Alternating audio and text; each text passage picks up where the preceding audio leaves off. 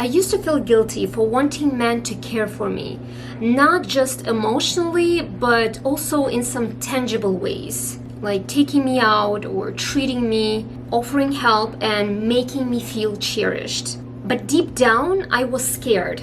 I was scared that someone might think that I was trying to use them, or I was being materialistic, or God forbid that I was a gold digger. And oftentimes when a man would offer to pay for my dinner or just treat me, I would get so tightened up and so uncomfortable, even though I wanted to feel taken care of. And today I want to share with you how I healed this conflict, and I'm hoping that my story would also help you clear out some things in this matter. And just to be clear, this isn't about expecting any man to pay your way or save you. A man doesn't invest in a woman just because she wants to be treated well.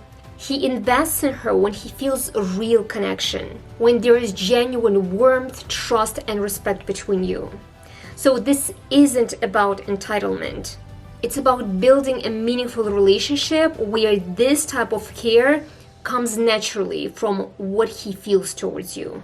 I grew up in Eastern Europe with more traditional views on relationships, where a man naturally shows his interest through actions, offering help, giving gifts, or creating memorable experiences, paying for a woman, not because a woman demands it, but because a masculine man finds joy in giving when he's truly, genuinely interested in a woman. And what does a woman do? She receives it with gratitude, softness, and warmth. So there's kind of an unspoken exchange, his actions and her energy. But after I moved to the US many years ago, I started hearing more and more about the equality in relationships, or about splitting everything 50-50. And while I understand and respect that view, I felt like there was something missing, because a love isn't a transaction and connection isn't built from a calculator. Recently, I went on a date right after gym, and I was starving because I didn't have a chance to eat between these two events. And when we arrived at the bowling alley, I asked if they had food. So the man I was with, he picked up on the queue, and even before the server arrived, he suggested to order food on the screen, and he paid for my food with ease. I felt appreciated, but I also felt that discomfort rise up again. I thought to myself, did I do something wrong, or did he think that I was trying to take advantage of him? But here's the truth. I wasn't trying to get anything from him. I was simply present, warm, and open. And he just wanted to offer something nice in return.